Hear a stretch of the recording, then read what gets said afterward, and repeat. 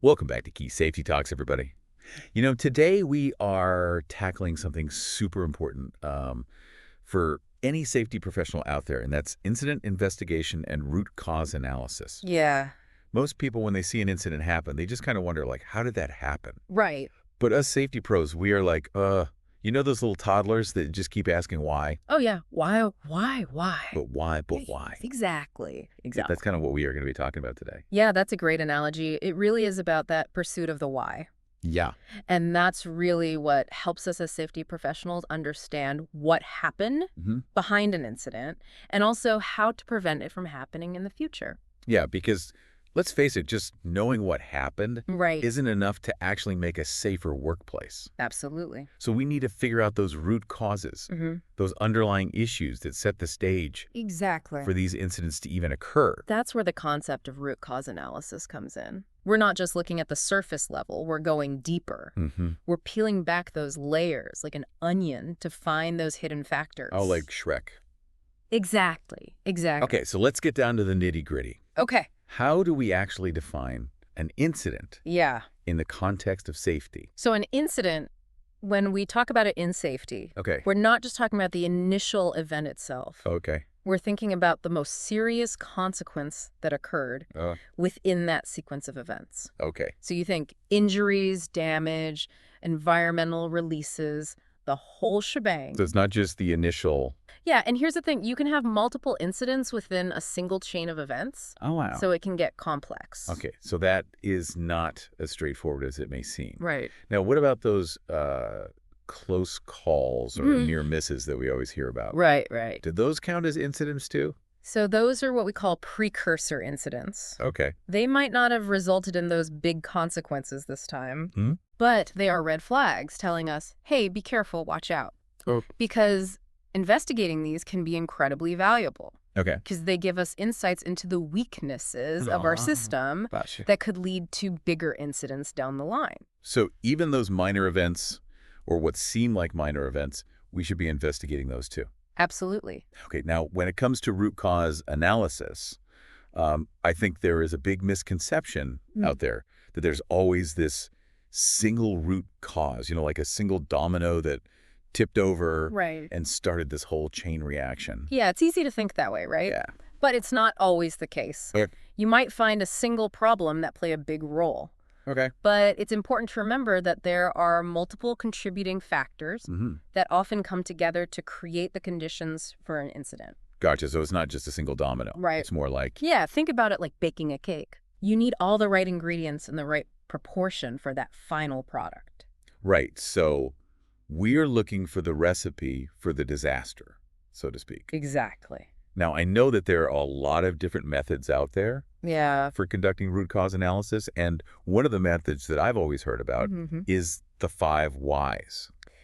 Is Yeah. it really as simple as it sounds? Is it just It sounds simple, but it can be a little more than that. right? So it's about asking why repeatedly Okay. to drill down to the root of the problem. Okay. But it's not just blindly asking why. Okay. It's about thinking critically, tracing back those relationships, and really understanding the reasoning Okay. behind the decisions and actions. Gotcha. It gives us a glimpse into the company's safety culture, Yeah. and it can highlight areas for potential improvement. So it like being that curious child, just why? Exactly. I'm sure that it has limitations, though. Oh, absolutely. It can't be a magic bullet. No silver bullet. The 5 whys, while a great starting point, helpful for simpler incidents. Okay. It can lead us down some rabbit holes Okay. if we're not careful. Yeah. It's important to have a structured approach Ah. to collect all the data before we start asking why. Gotcha. Otherwise, we risk jumping to conclusions and focusing on symptoms rather than the true root causes. Okay, so we need to make sure that we have that structured approach. Right. We are collecting data, and we are not just jumping to conclusions. Absolutely. Now, what about some of the other methods out there that are Right. maybe a little more structured for root cause analysis? Sure, one that comes to mind is TapRooT.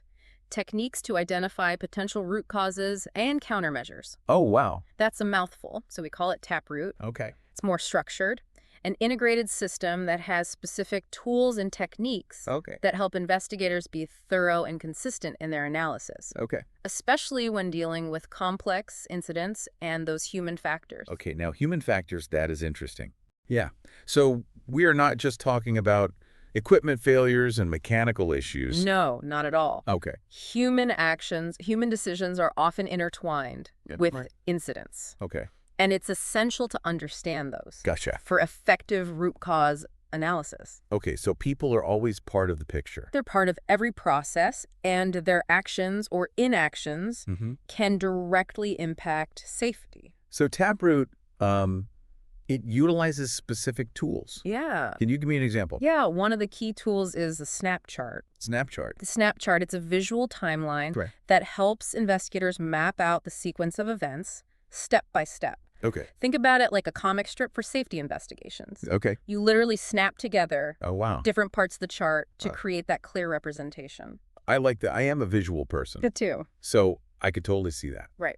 Now, what other tools are part of TapRooT? Well, there's another tool called the root cause tree. Root cause tree. Root cause tree, it's not your typical tree. It's like a branching diagram Okay. that guides you through those causal factors on the snap chart. And then it helps you analyze each one to determine the root causes.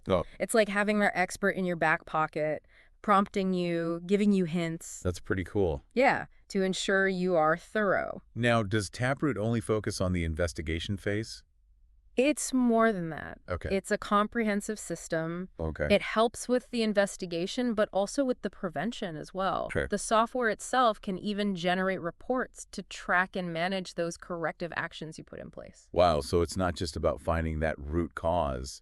Right. It's about taking action and preventing future incidents. Exactly. That is the whole goal of an investigation. Yeah. To prevent the incident from happening again.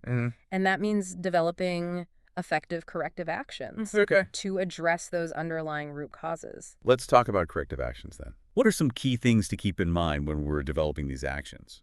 We want to make sure they are more than Band-Aids. Yeah. They need to target the root causes, not the symptoms. Yeah. They should be developed carefully, implemented, to make sure that we are addressing those problems. So how do we ensure that those corrective actions are really effective? There's a system called the hierarchy of controls. Okay. That ranks the different control measures from most to least effective. Okay. It's like a pyramid. The most effective controls are at the top and the least at the bottom. So higher up the pyramid, more powerful that control measure is. Exactly. What would be at the very top then? The ones that eliminate the hazard. Oh. Like if you have a machine prone to overheating, Okay. best solution, redesign it. Okay. Prevent that overheating from happening. So elimination is the best case scenario. Absolutely. What if we can't eliminate it though? Okay, the next best thing is removing the target from the hazard's path. That means separating the hazard from people or things that could be harmed. Yeah. Like a hazardous chemical. Okay. You could store it in a secure, isolated location. Okay. Physical separation of the hazard from the target. Right. Now what's next? If you can't eliminate it and you can't remove the target, then you guard the target. Okay. Putting barriers in place, think guards on machinery, safety interlocks, even PPE, Okay. helmets, gloves. Okay, so eliminating the hazard, removing the target, guarding the target. Right. What's next? That next level is all about those human factors, designing tasks, equipment in a way that minimizes human error, making it easier for people to do things safely. So intuitive and less error-prone. Exactly. Okay, give me some examples. Clear signage, ergonomic workstations, Okay. intuitive controls, even automating tasks. Right. Reduce that reliance on human action. Oh, that makes sense. And it reminds me of something that I read in our source material. It said, you can't solve all human performance problems with discipline, training, or procedures. That's powerful. What are your thoughts? It's a big pitfall. Yeah. We get so focused on finding that root cause. Yeah. We don't spend enough time on developing those actions. Yeah. Sometimes those actions rely too heavily on human behavior, Okay. assuming training or procedures will solve it. Right. So it's not just about training. It's about addressing those systemic issues. Exactly. Designing systems that are inherently safe. Right. Not just relying on people. Understand that people make mistakes. Yeah. Our job is to create those systems and processes that minimize those mistakes. So we're moving beyond blaming individuals. Yeah. We're looking at those systems and processes that influence their behavior. Absolutely. Now, how does TapRooT fit into this approach? TapRooT encourages that approach. Okay. Remember that root cause tree? Yeah. It helps investigators consider a wide range of potential causes, including those human factors. And it guides them toward those fixable root causes that can be addressed through actions. So it's about thinking beyond the individual. Yes. We're looking at the system as a whole. Exactly. Not just what they did wrong. Right. But the systems and processes that put them in that position. Absolutely. It's about identifying those weaknesses in the system. Yeah, okay. And putting actions in place that strengthen them. This has been a great overview. Yeah, we covered a lot. About incident investigation and root cause analysis. We did. We've talked about the different methods. Yeah. Addressing those human factors. Yeah. And developing those corrective actions. Yeah, it's just the tip of the iceberg, though. There's more to explore. I want to remind everyone listening, don't stop here. Keep learning. We have a whole library of Key Safety Talks podcast episodes. We do. Covering a whole bunch of occupational health and safety topics. Yeah, everything from risk assessment to hazard ID, safety culture, emergency preparedness. So keep learning, stay curious, and most importantly, stay safe out there. Yay! We'll be back in the next part of this episode to tackle a real-world case study. Yeah, looking forward to it. And see how all these concepts come together in practice. It's going to be great. Welcome back to Key Safety Talks, everybody. We are diving even deeper into this world of incident investigation and root cause analysis. You got it. We are really getting down to it. So, in our last segment, we kind of laid the groundwork, explored those different techniques, like the 5 whys, TapRooT. Exactly. We even talked about the hierarchy of controls. Yes, we did. And the human factors involved as well. Yeah, so it's all kind of connected, right? It is. It all ties together. Now, before we actually get into that real-world case study, I want to talk about something we briefly mentioned earlier. Yeah. And that was the idea of standards in incident investigation. Right. One of our sources talked about how without a standard, you can't really identify a problem. Right. You need a benchmark. Yeah. Or even try to improve. Absolutely. What are your thoughts on that? You know, it's funny. It's such a fundamental concept. Right. But we often overlook it. Yeah. Standards are so important. They provide those benchmarks, those reference points to let us determine if something is acceptable or deviates from what is considered safe. Gotcha. Without those standards, it's like trying to navigate a maze in the dark. Right. You don't really know where you're going. Stumbling around, bumping into things. It's like trying to hit a target without even knowing where the bullseye is. Exactly. Okay, so standards give us that clarity and direction. They do. To assess situations, identify problems, and hopefully improve. And it's not just about having standards, but making sure they are relevant, up to date, communicated effectively, and enforced. So they actually have to be good standards. They have to be good standards and implemented correctly. Yeah, a standard is only as good as its implementation. I like that. Right. So we need to make sure that people know about these standards, understand why they are in place. Absolutely. And have the resources to comply with them. Yeah, create that culture of compliance. Okay. Where following those standards is just part of doing business. Gotcha. So the standards set the stage. They do. For effective incident investigation. Yep. Okay. Now, I'm curious, how do we actually know if our root cause analysis was effective? It's a great question. Like, we can go through all the steps, we can identify those root causes, implement those corrective actions. Yeah. But how do we know if those actions are actually working? That's where tracking and measuring our progress come in. Okay. It's not enough to just implement them. We have to evaluate their effectiveness and make adjustments as we go. Well. One of the best ways to measure success is to track those repeat incidents. Oh, okay. If we see the same incidents happening over and over again, that tells us something isn't working. It's like a feedback loop then.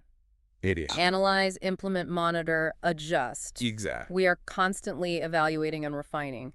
You got it. Based on the data. And if those incidents keep happening, it's time to go back to the drawing board. Yeah. Revisit that analysis. Yeah. Maybe we missed something. Right. Maybe we didn't dig deep enough. Or the corrective actions weren't what we thought they would be. Okay, so continuous improvement, right? Yes, improvement. Learning from those experiences and always trying to be better. Absolutely. Now, besides tracking those repeat incidents, what are some other ways to measure if our analysis was effective? Well, another approach is to look at leading indicators. Okay. These are measures that can help us predict future incidents. Okay. So we can get ahead of the game. Okay. Like tracking near misses Okay. or unsafe conditions reported. Okay. We might see an increase in these before we see an increase in incidents. Oh, so it's like those early warning signs. It is. It's like, hey, something might be brewing here. Gotcha. So by addressing those near misses and those unsafe conditions, right, we might actually prevent a bigger incident from happening. Exactly. It's all about being proactive. Okay. Identify those signs before they become big problems. An ounce of prevention is worth a pound of cure, right? That's it. That's the saying. Speaking of prevention, I want to go back to that TapRooT software. Yeah. You mentioned it could generate reports. It can. To help track and manage those corrective actions. A powerful tool. Can you tell me more about that? Sure. It allows you to document everything. Okay. Assign responsibilities, set deadlines, okay, and then track the progress of those actions. So it's like a digital assistant. Exactly. To make sure that those actions actually get done. And it can generate a variety of reports. Okay. To see everything that's going on. So it's not just a tool to analyze. Right. It's like a project management tool to make sure those things get done. That's a great way to think about it. Yeah. Now, all that data that we are getting from it, that can be really helpful. Incredibly valuable. Especially for identifying those systemic issues and where we need to improve. Exactly. It helps us go beyond those individual incidents. Okay. And see those bigger picture trends that might be contributing to those incidents over time. So we are moving from that reactive approach. Yes. Of just responding to incidents. To a more proactive approach. Yeah. Where we are identifying those trends. Okay. Implementing changes to prevent them from happening in the first place. Now, so far we have been very technical. We have. Let's talk about the people side of things. Okay. What are some of the challenges that investigators face when they are dealing with people? Right. Interviewing witnesses, managing those emotions. It's a crucial aspect, and it's often overlooked. Yeah. These investigations can be very emotional. Yeah. People might be scared, guilty, angry, even traumatized. Yeah. We have to be sensitive to that. Yeah. While remaining objective and focused on gathering facts. It's a tough balance. It is. It takes practice. Do you have any tips for investigators? Sure. On how to do that? Well, one of the most important things is to create a safe space. Okay. Let them know you are not there to judge. Okay. You're there to understand. Okay. Good listening skills are essential. So, active listening. Active listening. Being present. Be present. Not interrupting. Right, and avoid asking why too early. Okay. That can lead to speculation. Okay. Instead, focus on those facts. Okay. What did they see? What did they do? What were the conditions like?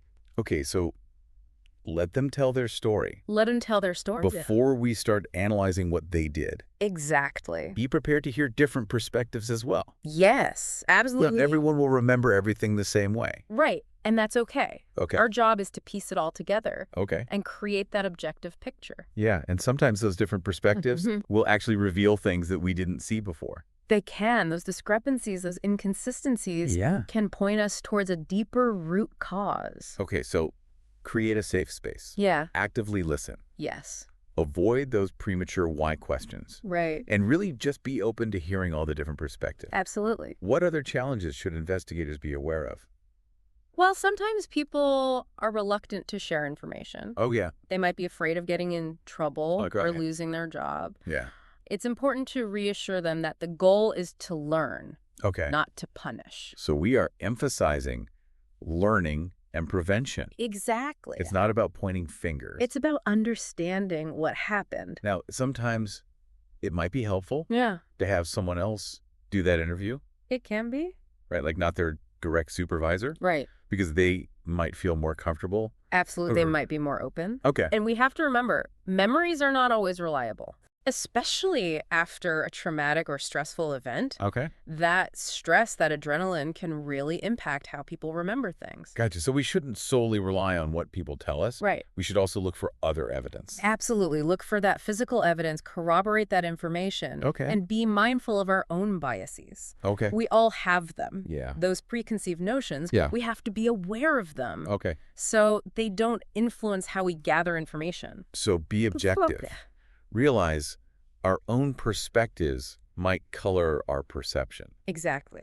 So we've talked about creating a safe space, actively listening, avoiding those premature why questions, being open to those different perspectives, building that trust, understanding that memories can be flawed, corroborating with physical evidence, and being aware of our own biases. That's a lot. It is, but it's all important. Anything else? One final tip.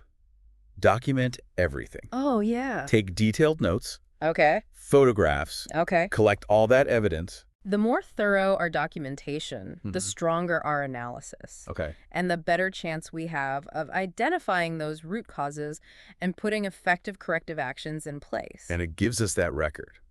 Exactly. If we have to present our findings to anyone. Right. It makes it much more credible. Okay, so we covered a lot of ground in this part. We did. About measuring that effectiveness, exploring those human challenges Yeah. that are involved in incident investigation. We did. And even going back to TapRooT. We revisited it. And those capabilities of the software. And the importance of standards. Right. Setting the stage for those investigations. So we've given our listeners a toolkit. We have. For tackling these root cause analysis challenges. But the real test is putting it into practice. Right. And then in the next part, we're going to do just that. Ooh, okay.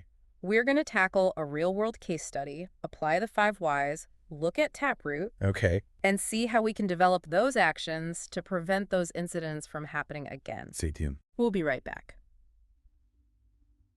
Welcome back to Key Safety Talks, everyone. We've been through a lot in the last 2 segments, haven't we? Yeah, we have. We've explored different root cause analysis techniques, talked about those common pitfalls, and dove deep into those human factors. We did. We've equipped ourselves with the tools. Yeah, our mental toolkit. Right, ready to tackle those real-world investigations. Exactly. So it's time to put all that knowledge to the test. Yeah, let's do it. Are you ready to roll up our sleeves? I am. And apply what we've learned? Bring it on. Always up for a good challenge. Okay, so let's revisit that forklift incident. Okay, the one from our source material? Yeah, so as you remember, the operator overloaded it. Right. And it tipped over. It did. Now we have to figure out why. It seems so simple at first, right? Just overloaded it, case closed. But we know better than that. We do. We have to go deeper. That's just the symptom, the what. The what? We need the why. We need the why. So let's start by applying the 5 whys. Okay, let's do it. Why did the forklift tip over? Well, because it was overloaded. That's the obvious one. Okay, but why was it overloaded? Right. The report said the operator was in a rush. Okay. Trying to make up for lost time. Okay. Because he was late back from his break. Okay, so why was he late? It sounds like he spent a little too long in the smoking area. Oh, okay. Chatting with coworkers. So why did he extend his break? He said it wasn't a big deal. Wow. Never been an issue before. Okay. His coworkers and supervisor didn't seem to mind. Okay, so why wasn't this addressed? It seems like the focus was just on getting the work done. Okay. Regardless of those breaks. Oh, so through our 5 whys, we've uncovered a lack of enforcement of work rules. Yeah, it seems like it. And maybe even a culture of productivity over safety. Yeah, that's a concern. Now, this case also revealed a few other things. Yeah, it did. Like the forklift scales were broken. Right, we found that out. The pre-use checklists weren't being done. Those are important. And the operator wasn't even certified. Oh, wow. So multiple things going on here. Yeah, it's not always just one root cause. It's usually a combination. It's multiple factors that play a role. And we need to analyze each of them. Yeah. To get the complete picture. This is where TapRooT can come in handy. It can. It can help us organize everything. Okay, so how would we use that snap chart? Okay, so with the snap chart, we would map out those events. Okay. Step by step, we would include those details. Okay. About the operator being late. Okay. Trying to lift the pallet. Mm-hmm. The forklift tipping. Yeah. And then the investigation. And then we would identify those causal factors, right? Yeah, those actions or conditions that contributed. Okay. Or made things worse. So what would those be in this case? Well, the operator being rushed. Okay. The broken scales. Yeah. Those incomplete checklists. Yeah. The lack of certification. Yeah. And that culture we talked about. Okay, so we have mapped out the events. We've got our causal factors. Right. We're getting somewhere. Yeah. Now what? How do we dig even deeper? We bring in the root cause tree. Okay. Remember, this tool is our guide. It helps us with those questions. Okay. To uncover those deeper causes. Can you give me an example? Sure. Let's say those broken scales on the forklift. Okay, good one. What kind of questions would the root cause tree ask? It might ask, was there a procedure for reporting broken equipment? Okay. Were there enough resources for repairs? Okay.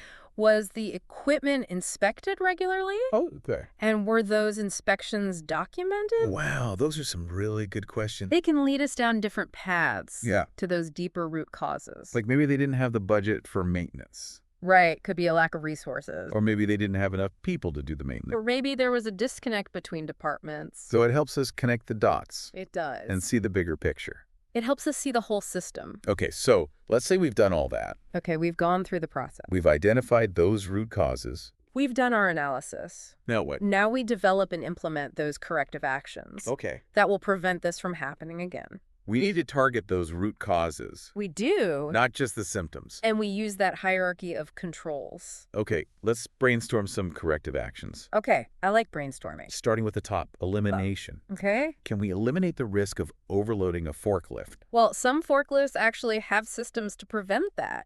Oh. They automatically stop you from lifting too much. Okay, like a built-in safety net? Exactly. It's like having a backup. What about redesigning the workflow? That's a good one. Maybe we can change the way things are packaged. Right, or how the pallets are loaded. So they're always within those limits. Yeah, thinking outside the box. Okay, now removing the target. That's a bit tricky. Yeah, we can't just get rid of the operator. We need the operator. But maybe we can think about ways to reduce their exposure. We can try. Okay, guarding the target. Okay. We talked about those overload systems. Yeah. But what about the work environment itself? Right. Are there obstacles, blind spots? Yeah, maybe we can improve the lighting. Good lighting is so important. Maybe add some signs. Yeah, make things more visible. And definitely make sure they're wearing their PPE. Absolutely. The basics are important. Yeah, like hard hats, steel-toed boots. High-vis vests. Yeah, those can make a big difference. They can, even if they seem simple. Okay, now those human factors. Right. We talked about that lack of enforcement. Yeah. And that culture of productivity. Right. How do we tackle that? What about better training? That's always a good start. Yeah, more comprehensive for those operators. Yeah. Not just the technical stuff. Okay. But also those procedures, those inspections, and the importance of not rushing. We could also develop a system for reporting unsafe things. Oh. Making it clear that safety comes first. Okay. And everyone has to speak up. And we need to address that culture issue. Culture is huge. Yeah, and it starts at the top. It does. Leaders, managers, they need to set the tone. They need to show they are committed. Yeah, a genuine commitment to safety. And they have to reinforce those behaviors. You have to walk the walk. Exactly, not just talk about it. Be those safety champions. Recognize and reward safe behavior. Yeah, and hold people accountable. Absolutely, for those unsafe actions. Wow, this case study has really brought it all together. It has. It's shown us how everything connects. Yeah, the 5 whys, the TapRooT. The hierarchy of controls. And those human factors. And that culture piece. So it's all about being systematic, right, thorough, committed to safety. Creating that safe environment. And that wraps up our root cause analysis deep dive. It does. We hope you enjoyed this journey. We had fun. Remember, safety is a journey. It is. Not a destination. We're always learning. There's always more to learn. And room to improve. So keep those safety brains engaged. Stay curious. Stay curious, and like we always say, don't stop asking why. Never stop asking why. Until next time, stay safe, everyone. Stay safe out there.